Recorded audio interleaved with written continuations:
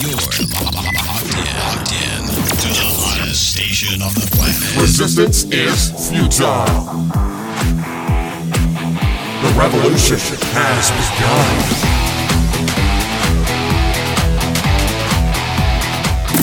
You're listening to Rebelpreneur Radio, helping you break the rules and build the business you need for the life you want. And now, broadcasting his pirate signal from somewhere beyond the status quo, here's your host, best-selling author, marketing and media strategist, Ralph Brogdon. Hello and welcome to Rebelpreneur Radio. It's the show that helps you build the business you need so you can live the life you want. I'm Ralph Brogdon. I talk with a lot of coaches and a lot of consultants, especially in the helping space. And one thing that seems to be kind of a universal obstacle that we all have to overcome is how can we make money while we're making a difference? And a lot of people are gifted in the area of helping others to create transformation in their life, but they have money issues in the sense that they wonder if it's ethical and if it's proper for them to expect to be paid for the transformations that they create.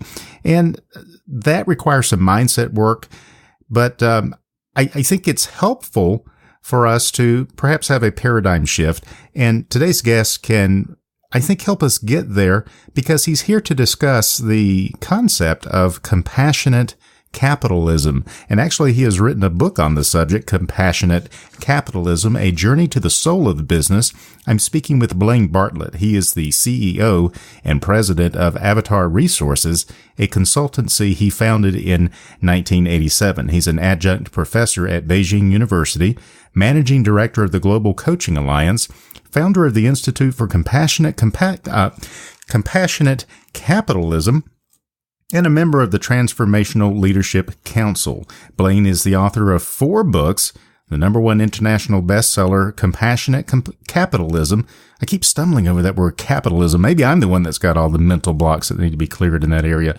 But he is the #1 international bestselling author of Compassionate Capitalism, A Journey to the Soul of Business, Discover Your Inner Strength, written in collaboration with Stephen Covey, Ken Blanchard, and Brian Tracy, and the best-selling 3-Dimensional Coaching, Moving Passion into Performance. His latest book is Tapping into the Soul of Business, The Key to Employee Engagement. Blaine Bartlett, welcome to Rebelpreneur Radio. Ralph, it's a pleasure to be here. Thank you for having me on.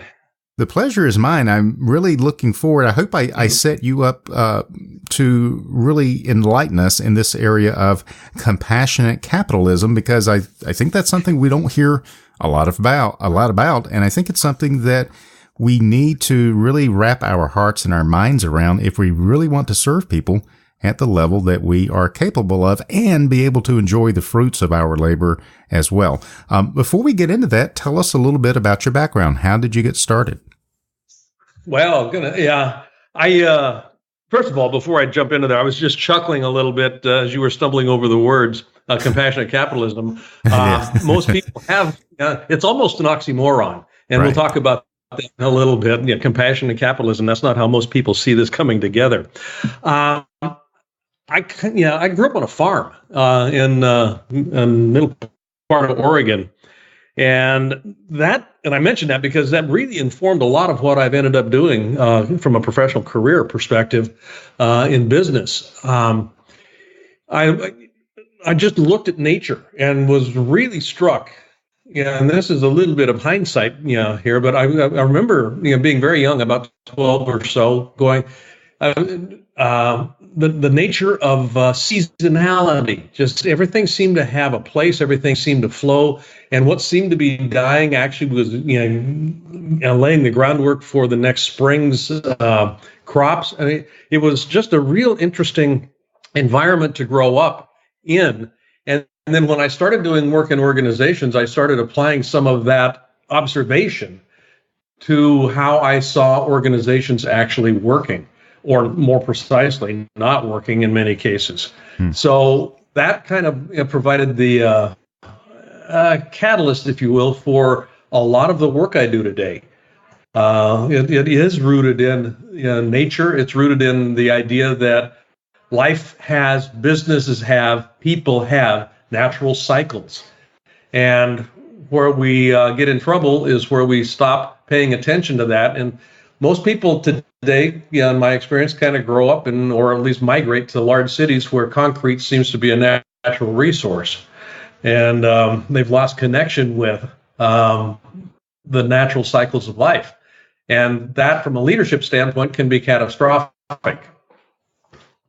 So how did you come up with this turn of phrase, compassionate capitalism? How does that factor in? And is this, because I noticed that a lot of your work is in Asia, it's in the Far East, and does this explain some of the emerging capitalism there? Does it only apply in capitalistic societies? How is your what's your paradigm for putting those two concepts together? Well, if I go back to university days, one of the first economics classes I ended up taking, I was introduced to Adam Smith, The Wealth of Nations, which was actually the first written treatment of an economic model. And this was back in 1776. And in that model, he described something that he called the invisible hands of commerce, which essentially was enlightened self-interest. I scratch your back, you scratch mine, and I want to make sure that you're not losing in this transaction, because as trading partners, both of us have to mutually benefit. And we fast forward in time. In the Business Roundtable just last week came out with an interesting statement about the purpose of business that kind of went against something that Milton Friedman back in '62 said, that the purpose of business was to make a profit and to take care of shareholders as the preeminent stakeholder group in the business ecosphere. That got us really off the mark in many ways. It moved from enlightened self-interest to selfish self-interest. I want to get mine, sort of a thing. When The Wealth of Nations was written, when Adam Smith wrote that, he wrote a book about 14 years before that called The Theory of Moral Imperative, which was a basis for understanding from and I use the word spiritual here, not in a religious sense, but from a perspective of, and this is where I answer the question about where compassion comes in. He was essentially saying in that theory of moral sentiment that everything is connected. And this goes back to the perennial philosophy that Aldous Huxley talked about. But everything in life is connected. And this goes back to my experience growing up on a farm. Everything is connected. And from a perspective of compassion, I have to, if I'm truly paying attention, I have to find myself in a position of caring about the consequences of what I'm doing, because it has impact way beyond what I think it might have. So we fast forward to where I'm at today with compassionate capitalism. Business is the most pervasive force on the planet. I mean, there is literally nothing that escapes the touch of businesses' activities. And if businesses aren't paying attention to that, and we begin to see this in our climate and our wealth disparity and our societal angst, I mean, a lot of different things, we run the risk of really going off the rails. And from my perspective, the main charter that business has today is to take care of the future. I really do believe that the future of business is making the future its business. To just kind of be a little alliterative here. Sure.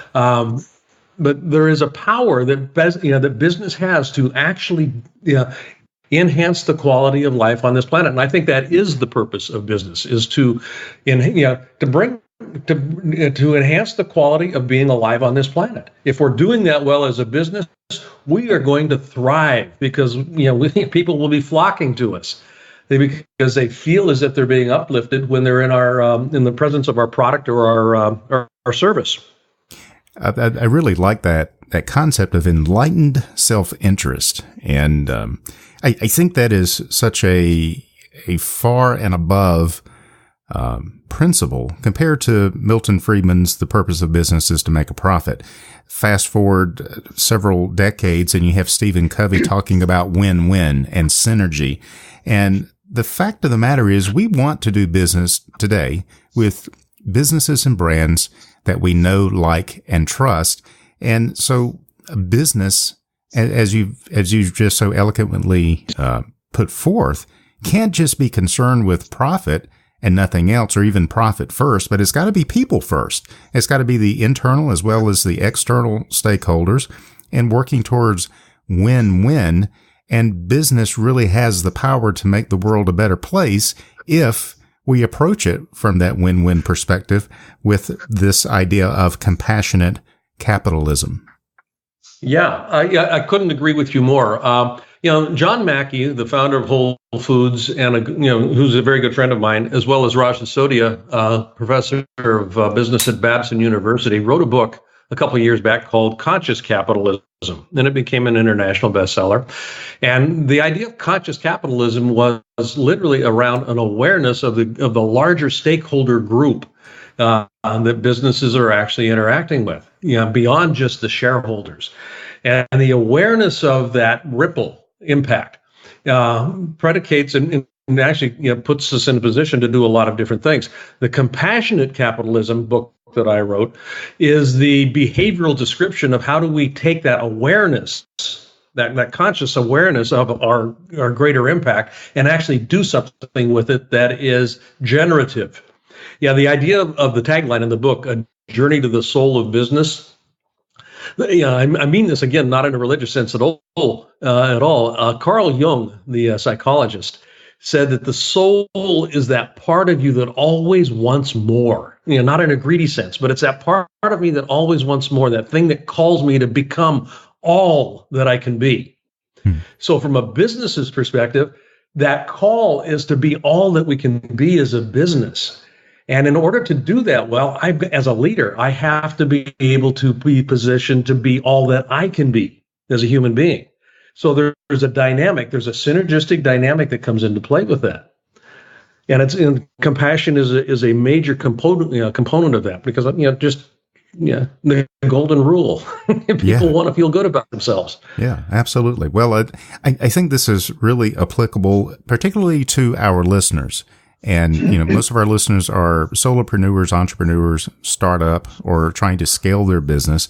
And you may be listening and thinking, well, this is great for big international, multinational brands and companies, but how does it apply to me? It applies to you even more so because people are able to connect with you on a much more personal level. And if your personal vibe is all about the profit, all about making the sale, all about saying and doing whatever you have to do to make that sale, people are going to pick up on that a lot faster, and intuitively, you're going to turn people off because they're not getting the win-win. They're not sensing the compassion in what you're doing. So I think this is incredibly relevant, particularly to rebelpreneurs and solopreneurs. Blaine, as you have worked with audiences and with clients literally all over the world and in every nation, what is the biggest challenge to getting businesses and business owners to make this shift towards compassionate capitalism, enlightened self-interest, win-win? What is the biggest hurdle, and why is it so difficult for them to get to that point? Yeah, that's a great question. Most of the organizations I work with, I work with some of the largest in the world, but I also spend a lot of time, and this is actually where my passion is with solopreneurs and small to mid-sized businesses, because there's a lot of energy there and there's a lot of power for good there. Here's the difficulty that I run into and that I see them running into.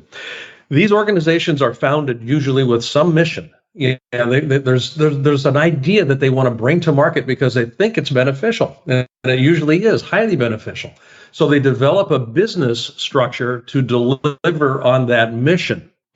And for the early portion of the life cycle of the organization, the mission actually is paramount. People will keep referring to it. It's kind of in the spotlight as the organization's going forward.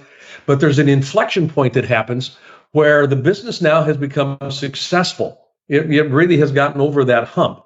And we start looking at how do we continue to be in business rather than how do we continue to deliver our mission more effectively. And it's a very subtle shift. It happens almost imperceptibly, but you start noticing it in the conversations in the company, because the conversations move towards quarterly results. They move towards goal measurements, goal attainment, and decisions are made in service of the business primarily, as opposed to in service of the mission. Now, we have to make a profit. There is no question about that if the business is going to remain viable. But where a lot of entrepreneurs and a lot of solopreneurs and a lot of businesses, quite frankly, begin to lose traction is when they lose sight of the mission. And this is where emotional engagement scores go down the tank. Gallup has conducted surveys for the last 25 years that I'm aware of, looking at emotional engagement. And essentially what it shows is that about 92%, 93%, 97%, 84%, it bounces around within about a 5% bracket. Of all employees worldwide are emotionally disengaged from the work that they do. Mm-hmm. And that is a direct consequence of being disengaged from the mission that gave life to this organization to begin with. There's no way to connect to a business model. I can only connect to a mission, because that's where the heart and soul of the business really lives. That makes a lot of sense when you put it that way, but few people put it that way. We can't connect to this abstract idea of business. We can connect to a mission, and particularly if that mission is about, as I like to say, making money while you're making a difference. What you're saying is that businesses start out with the idea of let's make a difference, let's make an impact on the world. And if we do that, the money will come, the profits will come. We can grow this thing and it can become profitable. Even if we're losing money a little bit in the beginning, we project that ultimately we'll be profitable and we'll be able to grow it. But then eventually, as you said, at some point, it shifts. If it ever starts out that way, it shifts over to making money. And if we make a difference, great. That's like extra instead of being the foundation of why they exist to begin with. Mm-hmm. Now, and that's, this is where compassion comes back in again, Ralph. It's, compassion has a hard edge to it. When I use the word compassion, in a boardroom, you'll see people's eyes roll back, because the assumption is that it's soft and it's mushy and it's, kumbaya. No, it's not. To be compassionate means to make a hard decision, a hard choice in service of that interconnectedness, that mission that keeps us all moving forward in life. And that hard decision is really, simple example of that is, from a business perspective, sometimes I have to let somebody go. I'm actually dealing with a client right now, or working with a client right now, where this might be an issue. And it's not an uncommon one. But how do you do that with compassion so that everybody's head is left on their shoulders, but not more than that, they're uplifted? How do I move somebody to a place where they're going to be more successful? Because they're not going to be successful here. The writing's on the wall. But I can do that with compassion, or I can do it with a meat cleaver. And everybody's connected.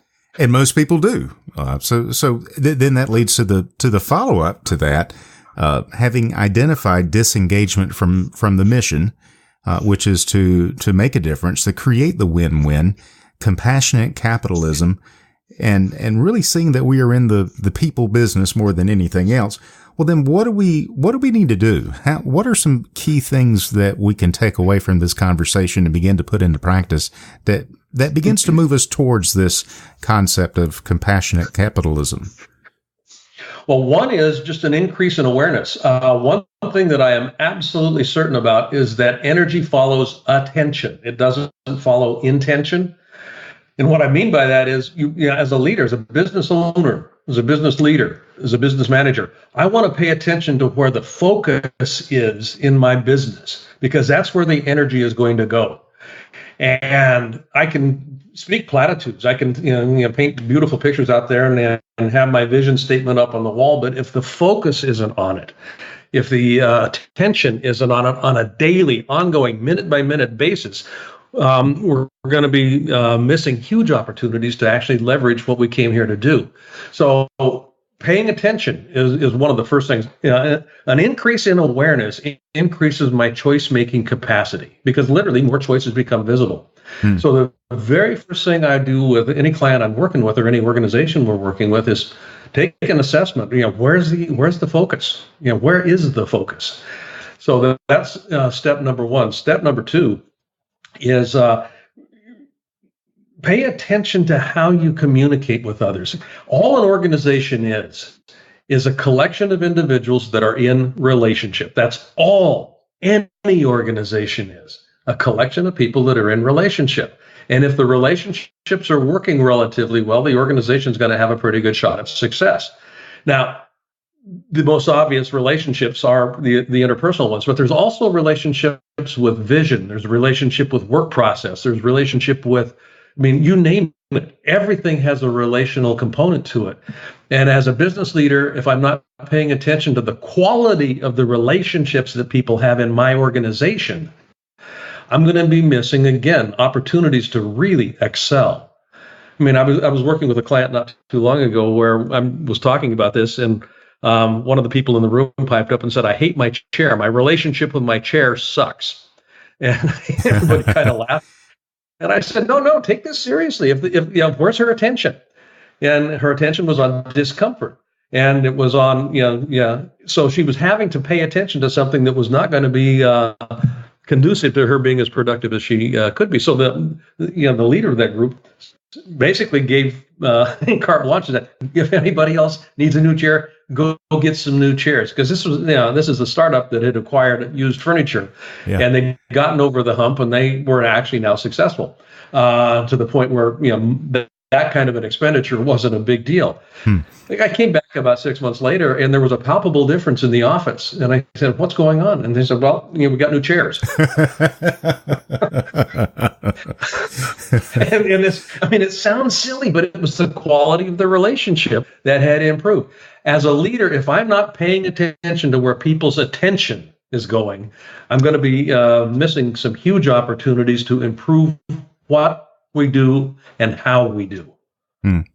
Very, very well said. And if we consider that word compassion, I think if we did the etymology of that word, we would find passion has something to do with feeling, and has to do with together or feeling together, or feeling as the other person feels. And that's really illustrated in that simple story of, hey, my chair sucks. And okay, let's do something about it, and those are the very simple little tests of compassion. And if we can be that in touch and paying that much attention to what's going on inside the business, then certainly we'll be in a better position to respond favorably and with compassion, feeling as our customers feel, feeling as our prospects feel, and not putting them through some of the things that other businesses would put them through because they're not compassionate. So I really resonate with what you're saying here. You are your work, as I said, extends around the globe. You've got a number of books and programs that are available. What are you working on right now that's got you really excited that you'd like to share with our listeners? Oh, that's a great question. Thank you for the opportunity here. I'm actually writing a new book. It's a leadership book that is a companion piece to the Compassionate Capitalism book. And as part of that, we've developed, or actually in the middle of developing, a whole leadership coaching program that we'll be launching in October. So we're putting the collateral pieces together on that. I'm very excited about it. We've got some things in place that I think are very unique in terms of how leaders can actually approach and get their arms around this notion of compassionate capitalism and leading a compassionately capitalistic organization. How do you do that? And a large part of the focus is on that is increasing the amount of employee engagement that we have so that we become and are actually seen as an employer of choice people, are they're knocking on our door saying, "Can I work with you guys? We hear good things about you." So I'm very excited about that. So we've got that going on, and the whole notion of business as a spiritual discipline. And again, I'm talking about spirit in not in the sense that most people would think of spirit. It really is agnostic. It's about how do you become all that you can be as a business, and that part of my soul that is continuously wanting more. How do we actually capture that? How do we leverage it? And that's something that you can actually play with, and it's really tangible. So we're working with models on that right now. Very exciting. And that phrase you just used, business as a spiritual discipline, if we think about compassionate capitalism and we think about the fact that we are actually serving people, then that really does bring the spiritual discipline, the language of spirituality into business. And that's pretty powerful concept. This has been really enlightening. I feel challenged by what you have shared with us. And I think that our listeners are going to want to find out more. You can reach out and touch Blaine Bartlett online at blainebartlett.com, and we'll have that link on the Rebelpreneur website as well. Blaine, any final thoughts or key words of wisdom that you'd like to leave us with? Key words of wisdom. I think there's really two things to kind of sum some stuff up here. One is, for particularly your audience here, entrepreneurs, solopreneurs, the future of business is making the future its business. So, anything that we can do to pay attention to what that future looks like. What would you like your future self to be thanking you for? In terms of what you're doing today. So part of that becomes, how do I behave today as if my future were already here. I'm not waiting for tomorrow. I'm behaving today as if my future were already here. And if I do that as a leader, I start, sending, this kind of energy out there. People begin to resonate with that. They start, interacting with me from that perspective. So I just invite your listeners to act as if the future were already here in the way that you would love it to be. Very powerful concepts and key ideas. Blaine Bartlett is the CEO and the president of Avatar Resources, a consultancy he founded in 1987. He's an adjunct professor at Beijing University, managing director of the Global Coaching Alliance, founder of the Institute for Compassionate Capitalism, and a member of the Transformational Leadership Council. He is the author of several best-selling books, including Compassionate Capitalism, A Journey to the Soul of Business. So, I guess I have become enlightened in the conversation. I can get through the description without stumbling over these two concepts, compassionate capitalism. All it took was a little bit of opening my mind and heart to the idea. And Blaine, thank you so much for being on Rebelpreneur Radio today. I really appreciate your wisdom and your insight. Ralph, it has been my absolute pleasure. I hope that I've shared some wisdom that is useful. I enjoy talking about this, and I really appreciate the opportunity that you've provided. So thank you for that. You've been listening to Rebelpreneur Radio with Ralph Brogdon. Download the show notes and much more at rebelpreneur.com.